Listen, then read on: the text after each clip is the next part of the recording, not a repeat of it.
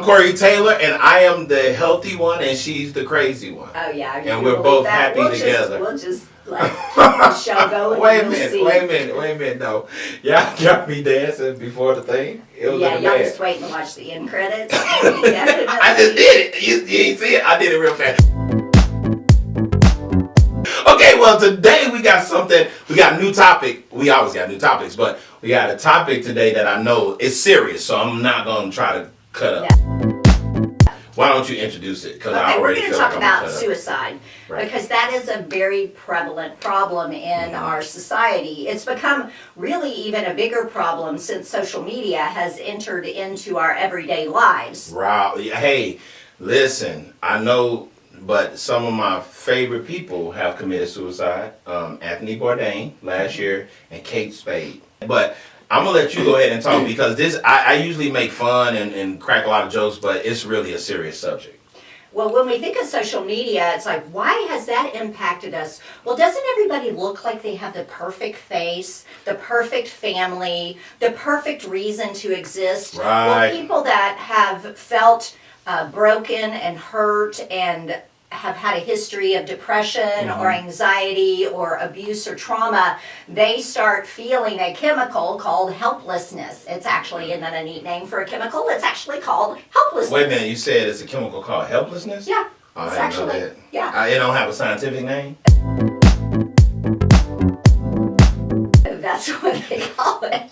Helplessness. So it hits when they call it a disorder because basically your little transmitters get disordered and so perceptions become impaired.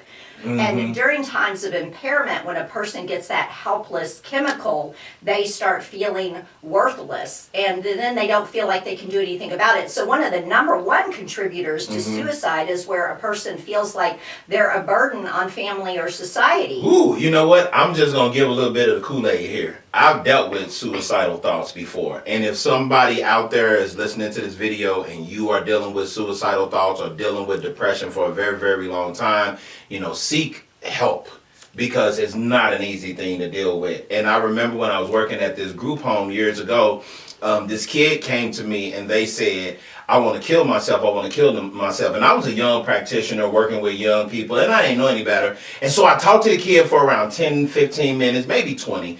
And then they was like, and I thought I healed them. They came back the next day. They was like, yo, Corey. They was like, yo, feeling much better about life. That's great.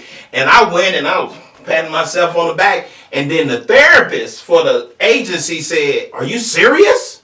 And I was like, what? They're better now. They was like, no, they're probably getting ready to kill themselves. And I said, no, they're happy. They said that's why they are happy. They figured the way out. And that taught me a very valuable lesson. But when I had to deal with suicide, I can understand where that comes from.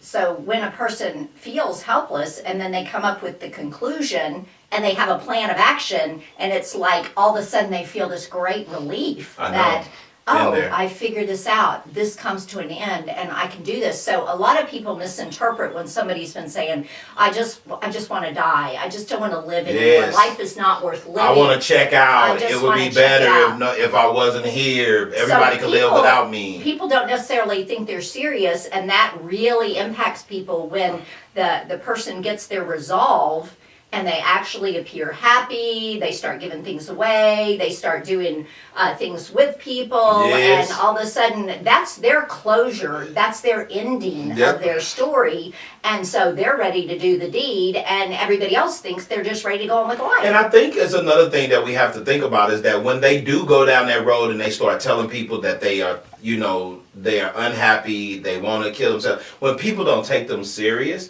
I think that further pushes them because they was like, see, nobody cares. Right. It wasn't important enough for them to take time to say what's wrong. They was like, oh, that's so-and-so, he's always tripping or she's always tripping. And then that gives them more incentive to say, I'm making the right decision. Right. And a lot of times people also, because there is a type of self-mutilating that is not suicidal, self-mutilating, but people will throw that all into a generalization when in actuality, self-mutilating becomes a risk factor. Like what they show is that 1 out of every 25 people that show up to the hospital with self-harm behavior within 5 years, one of those 25 people have committed suicide. Oh man, that's deep. And you know, when I was working in the turnaround ranch, it was called the Ozark Turnaround Ranch in Missouri, you know, we always dealt with kids that were going through this whole suicidal process. And I remember one time we had facilities, like their rooms had metal doors on them.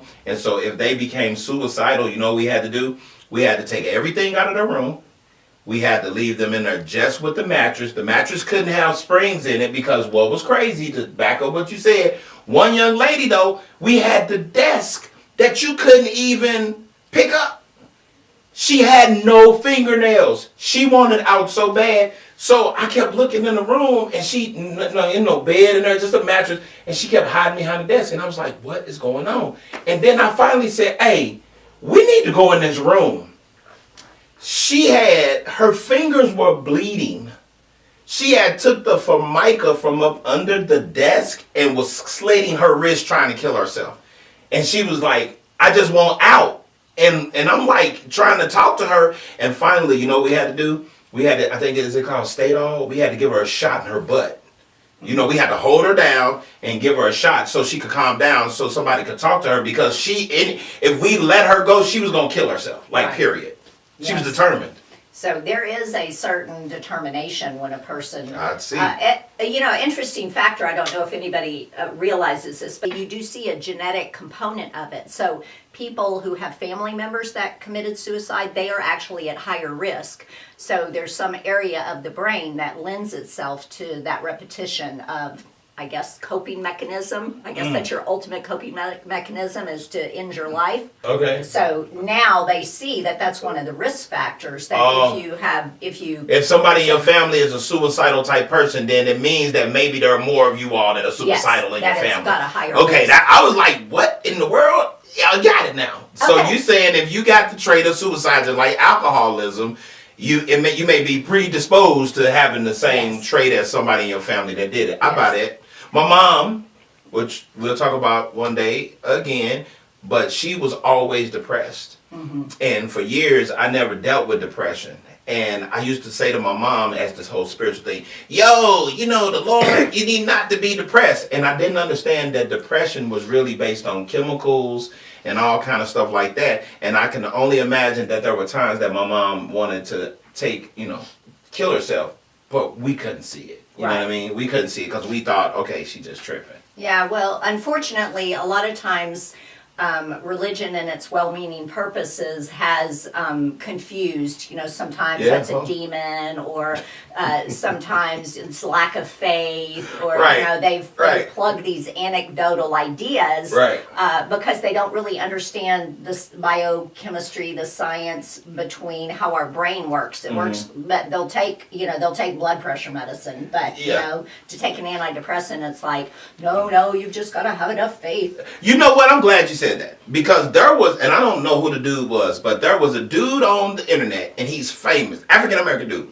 and he always talks about, he does these motivational videos, and he always talks about, you should feel good about life. You want to kill yourself, but you don't need to kill yourself, because the light at the end of the tunnel, and he going on and on. So this one guy who was from Great Britain, he put a video up and he said, stop right here. This stuff that this guy is saying, it might sound juicy, it might sound great, but you don't just wish away depression that leads to suicide. He said, you're dealing with clinical level suicide. And he said, and it is very, immature of this male to be doing these videos thinking that everybody could just feel better about life and they won't feel suicidal. He said it is a chemical imbalance when it comes to depression. So there's a lot of that going on the internet, that people are self-proclaimed healers from people being suicide, and I think they don't know that they're killing more people than probably helping. Exactly, and because that just perpetuates something must be terribly wrong with me, because how come I can't get just the happy thoughts? Exactly, that's what that guy was saying. That's what that guy was saying. It's a tough thing, I've grown up around the church, and I don't know how many times since I've gotten an education, Right. because I was ignorant in my earlier years, Me and I've too. bought into some of that Right, stuff. I'm doing what your hands Yes. do. Oh, so that's a good mirroring. Me Let's too. do that. Yeah. So yes, the ability to understand that when you have that disorder, those chemicals impact how you think, because it kicks you into a primitive brain set that says, oh, you're not coping with life well, so let's magnify everything bad because Right. you're not coping well, so let's keep you withdrawn in the house. So it does all these weird things to cause your reality to be impaired.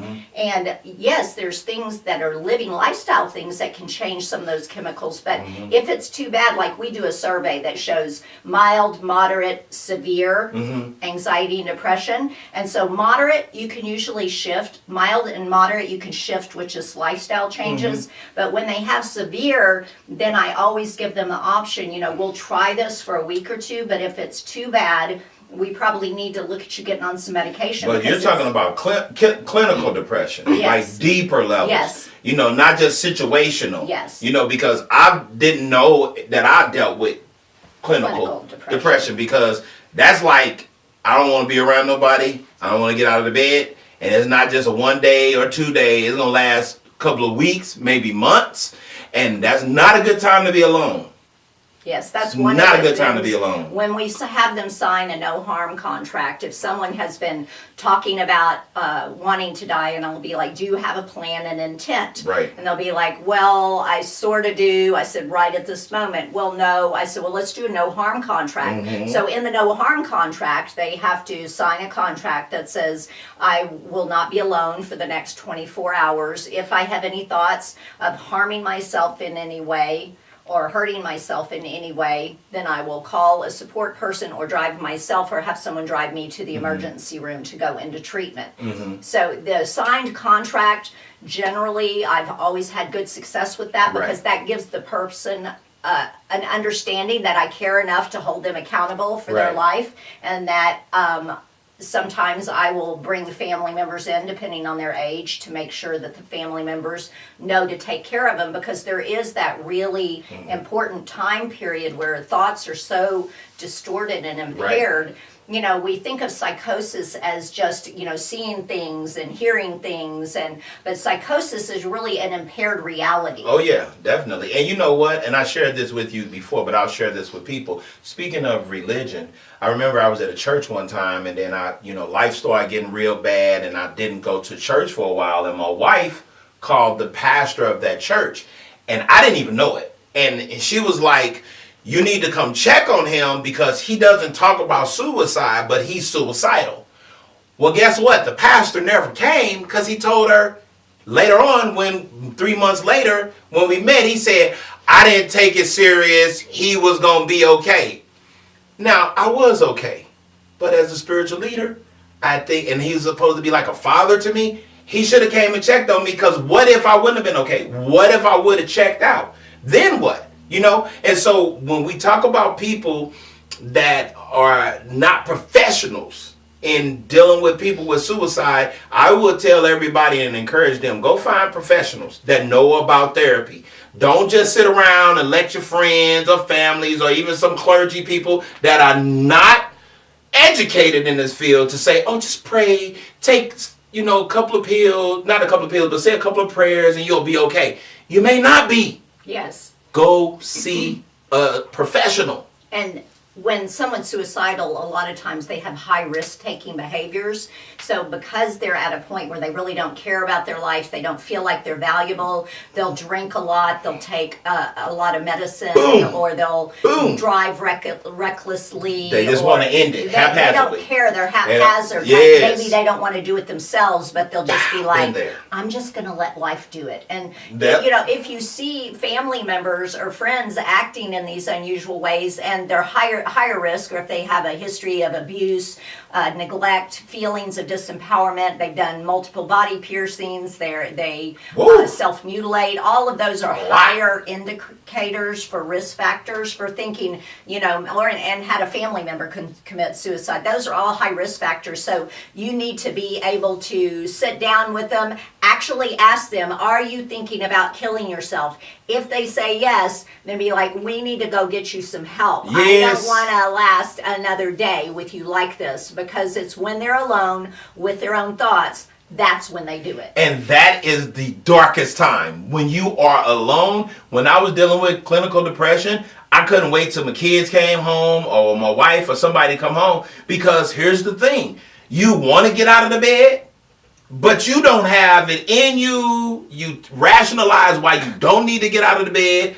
For me, I'm not gonna lie, but Netflix was a helper for me, because I'll be like, I'm feeling real bad, and I know it had to be a spiritual component, but I'll be feeling real bad, and I'll just say, I'm gonna watch a Netflix movie.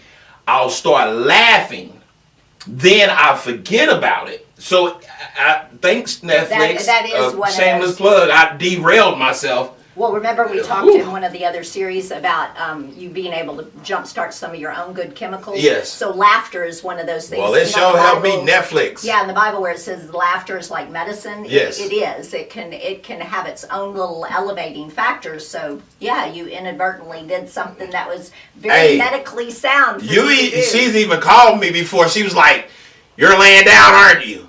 No, not me. Not actually. Say, yes, you are, because your voice has changed. It's a little deeper, and you always talk high pitched when you're standing up. I'm like, okay, you got me. Get out of that bed. And I'm like, I'm watching Netflix.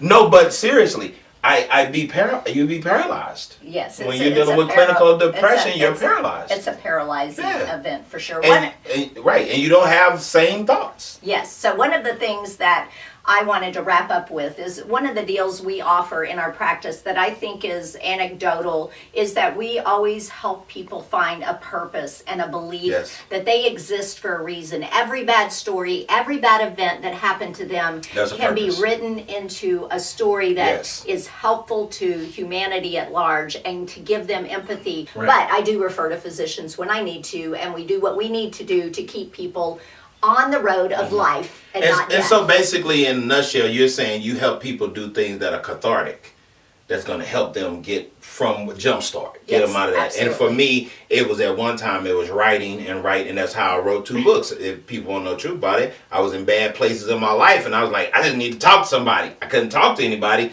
so I started writing. Next thing you know, I had like 110 pages. I'm like, that is a book. So maybe you need to write a book. That's right. Sometimes that helps. So we will be back with you on another show. It was great having you. I hope this answered some questions and helped you to know some strategies to deal with suicide. Okay, so I'm Corey Taylor. And I'm Dr. G. And this is Happy, Healthy, and Crazy.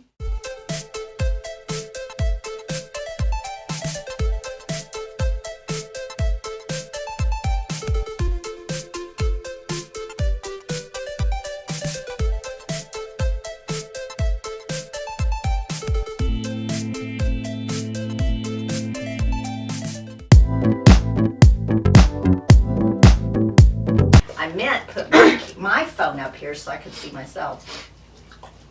Oh, sorry, that's disgusting. That's how you be dancing. You should have got that one. Oh no, it is. It's no!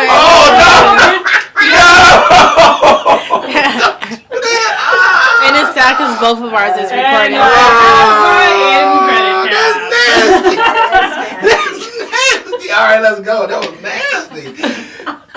Okay, let's go. Oh, that was bad. That was not for camera. Don't put it out there. Yes, we're going to put that out there. No. Yes. All right, come on. Yeah.